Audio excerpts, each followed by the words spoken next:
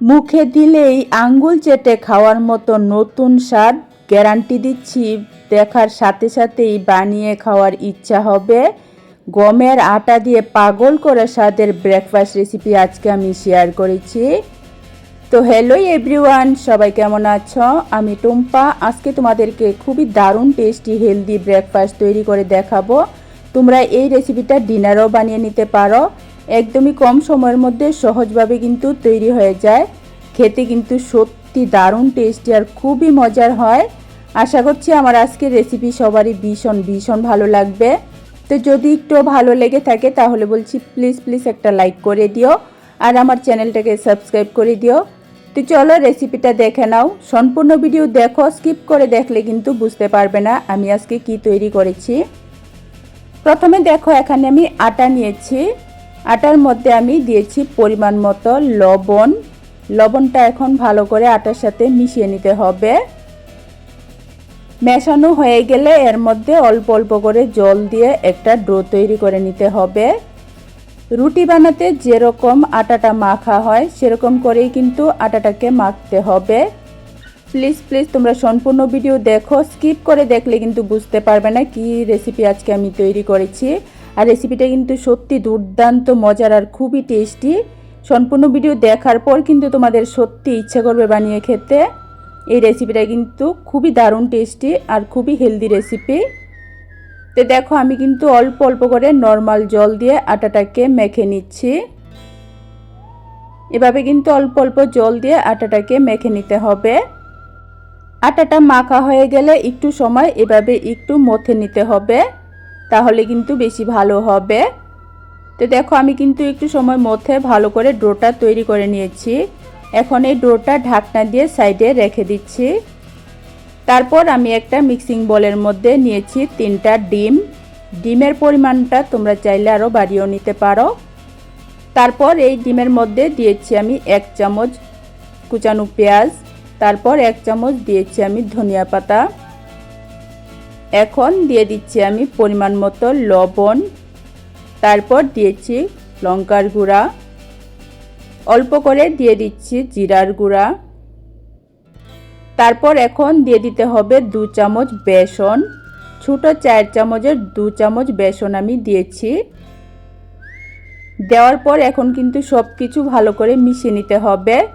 একটু সময় নিয়ে কিন্তু ভালো করে মেশাতে হবে, যাতে এখানে বেসনের কোনো গুটলি না থাকে, সেরকমভাবে কিন্তু মেশাতে হবে। এর আগে যদি এই রেসিপি খেয়ে না থাকো তাহলে রেসিপিটা দেখার পর অবশ্যই বানিয়ে খেয়ে দেখো। একদমই অল্প উপকরণের মধ্যে কিন্তু খুবই টেস্টি আর হেলদি ব্রেকফাস্ট বা ডিনার রেসিপি তোমরা এটা বানিয়ে নিতে পারো। তো দেখো ভালো করে কিন্তু আমি ডিমটা মিশিয়ে নিয়েছি। তারপর গ্যাস ওভেনে কড়াই বসিয়ে কড়াইয়ের মধ্যে আমি 2 চামচ তেল দিয়েছি।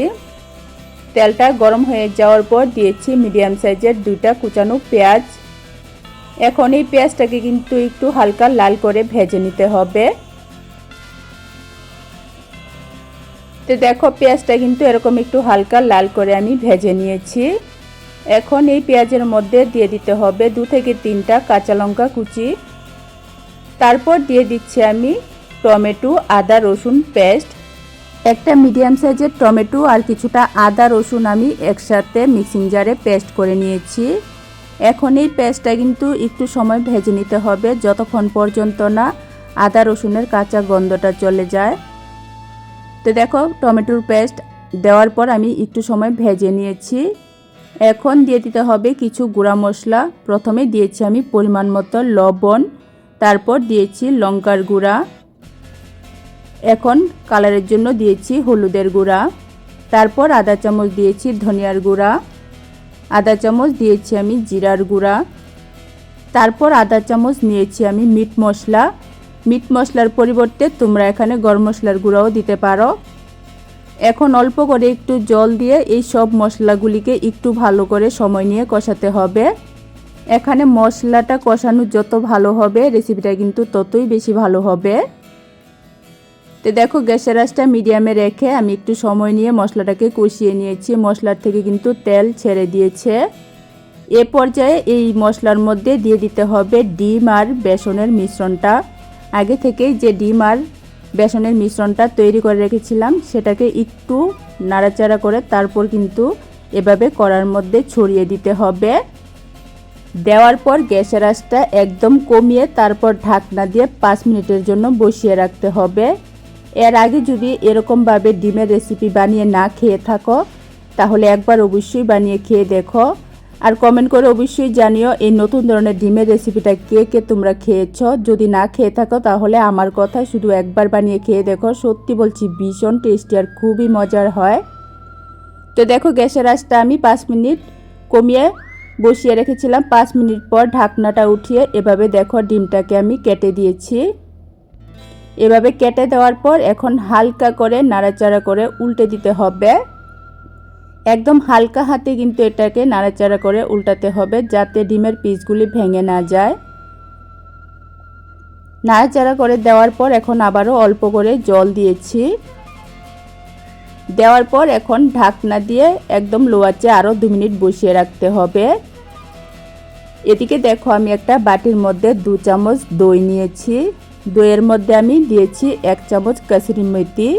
কাসুরি মেথি না থাকলে তোমরা এখানে ধনেপাতা দিতে পারো, তবে দুইটার টেস্ট কিন্তু একদমই আলাদা। কাসুরি মেথিটাকে কিন্তু এভাবে ভালো করে দইয়ের সাথে মিশিয়ে নিতে হবে। মেশানো হয়ে গেছে। অন্যদিকে যে ঢাকনা দিয়ে আমি ডিমটা বসিয়ে রেখেছিলাম 2 মিনিট পর ঢাকনাটা উঠিয়ে এখন দই আর কাসুরি মেথিটা দিয়ে দিতে হবে। দেওয়ার পর দইয়ের বাটিটা ধুয়ে আবারও আমি অল্প করে একটু জল দিয়েছি।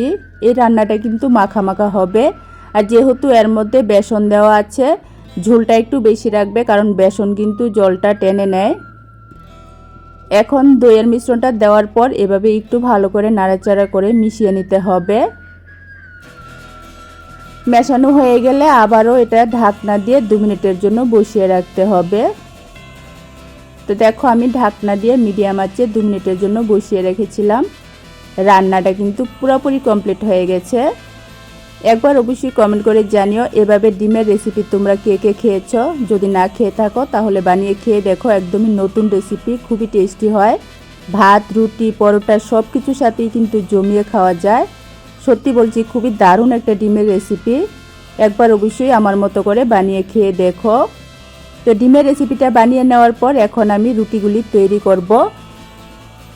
তো আটাটা মেখে যে আমি ঢাকনা দিয়ে রেখে দিয়েছিলাম, এখন ঢাকনাটা উঠিয়ে আটা ডোয়ের মধ্যে 1 চামচ সাদা তেল দিয়েছি। তেলটা দেওয়ার পর এখন একটু সময় মেখে নিতে হবে। দেখো এভাবে তেলটা দিয়ে একটু সময় মেখে নিয়ে তারপর এই ডোয়ের থেকে তৈরি করে নিতে হবে লেচিগুলি। তো দেখো মিডিয়াম সাইজের আমি লেচিগুলি তৈরি করেছি। আজকে আমি যে পদ্ধতিতে রুটিগুলি তৈরি করেছি এভাবে তৈরি করলে কিন্তু রুটি খেয়ে গ্যাস হবে না। যারা রুটি খেলে বুক জ্বালা পোড়া করে বা গ্যাস হয়ে যায় তারা কিন্তু এভাবে রুটিটা বানিয়ে খেতে পারো, কোনোভাবেই কিন্তু গ্যাসের প্রবলেম হবে না। আর এভাবে রুটিটা কিন্তু বানিয়ে খেলে সাধারণ ছেঁকা রুটির চেয়ে অনেক বেশি টেস্টি হয় আর খুবই কিন্তু মজার হয়, একদমই ভিন্ন স্বাদের। তো দেখো লেচিগুলি বানিয়ে নেওয়ার পর আমি রুটির চাকলার মধ্যে অল্প করে একটু তেল লাগিয়ে এখন দেখো রুটিগুলি বেলে নিচ্ছি। এই রুটিগুলি কিন্তু সাধারণ যেভাবে রুটি বেলা হয় সেরকম করেই বেলতে হবে, একটু পাতলা করে। তো দেখো এরকম একটু পাতলা করে একটা রুটি আমি বেলে রেডি করে নিয়েছি। এখন এই রুটিটাকে এভাবে ভাঁজ করে নিতে হবে। তো দেখো একটা রুটি কিন্তু আমার তৈরি হয়ে গেছে। একইভাবে আমি আরেকটা রুটি তোমাদেরকে তৈরি করে দেখিয়ে দিচ্ছি। আর এই পর্যায়ে তোমাদেরকে মনে করিয়ে দিচ্ছি আমার আজকের রেসিপিটা যদি তোমাদের একটুও ভালো লেগে থাকে তাহলে বলছি প্লিজ একটা লাইক করে দিও আর আমার চ্যানেলটাকে সাবস্ক্রাইব করে দিও। আর অবশ্যই কমেন্ট করে জানিও এরকম দুর্দান্ত টেস্টি হেলদি ব্রেকফাস্ট বা ডিনার তোমরা খেয়েছো কি না। না খেয়ে থাকলে অবশ্যই বানিয়ে খেয়ে দেখো, সত্যি বলছি খুবই দারুণ হয়। তো দেখো আমি কিন্তু কথা বলতে বলতে 2টা রুটি বেলে নিয়েছি। এভাবে কিন্তু সবগুলি রুটি বেলে আমি ভাঁজ করে রেডি করে নেব। তারপর আমি গ্যাস ওভেনে আমি একটা কড়ার মধ্যে জল গরম হতে বসিয়েছিলাম। কড়ার উপর আমি একটা ছিদ্রযুক্ত থালা বা চালনি বসিয়েছি। চালনিটার মধ্যে কিন্তু অবশ্যই একটু তেল ব্রাশ করে নিতে হবে। তারপর এখন দেখো এভাবে 2টা রুটি আমি চালনির উপর সাজিয়ে রেখেছি। এখন ঢাকনা দিয়ে মিডিয়াম আঁচে 4 থেকে 5 মিনিট ভাপিয়ে নিতে হবে। মিডিয়াম আঁচে আমি 4 মিনিটের মতো ভাপিয়ে নিয়েছি। 4-5 মিনিট ভাপানোর পর দেখো রুটিগুলি কিন্তু খুবই সুন্দর তৈরি হয়ে গেছে। এভাবে রুটি খেলে কিন্তু কোনোভাবেই গ্যাস হয় না। আর যারা রুটি খেলে বুকে জ্বালা পোড়া করে বা গ্যাসের যন্ত্রণা রুটি খেতে চাও না, তারা কিন্তু এভাবে ভাপিয়ে রুটিটা তৈরি করে খেয়ে দেখো, সত্যি বলছি কোনো রকম গ্যাসের প্রবলেম হবে না। তো দেখো এভাবে কিন্তু আমি কিছু রুটি এখানে রেডি করে নিয়েছি। আর এই রুটিগুলি কিন্তু সারা দিন এভাবে রেখে দিল একদম তুলতুলে নরম থাকে। খেতে কিন্তু সাধারণ রুটির থেকে একদমই ভিন্ন স্বাদের হয়, খুবই ভালো লাগে খেতে। তো আজকে আমি দেখো এই ভাপানো রুটি আর সাথে ডিমের এই কারিটা, একদম নতুন ধরনের ডিমের কারিটা তৈরি করেছিলাম সকালের ব্রেকফাস্টে। সবাই খেয়ে কিন্তু খুবই পছন্দ করেছিল, তাই তোমাদের সাথে রেসিপিটা শেয়ার করেছি। তোমরা একবারের জন্য হলো আমার মতো করে এই রেসিপিটা ব্রেকফাস্টে বা ডিনারে বানিয়ে খেয়ে দেখো, ভীষণ ভালো হয় খেতে। একটা রুটি আমি তোমাদেরকে ছিঁড়েও দেখিয়ে দিচ্ছি, একদমই তুলতুলে নরম। তো তোমাদের কাছে আজকে আমার এই নতুন ধরনের ব্রেকফাস্ট রেসিপিটা কেমন লেগেছে অবশ্যই কমেন্টের মাধ্যমে জানিয়ে যেও। আর যদি ভালো লেগে থাকে তাহলে প্লিজ লাইক কমেন্ট শেয়ার করো, চ্যানেলটাকে সাবস্ক্রাইব করে দিও। আবারও আরেকটা রেসিপি নিয়ে আসবো। আজকের জন্য টাটা।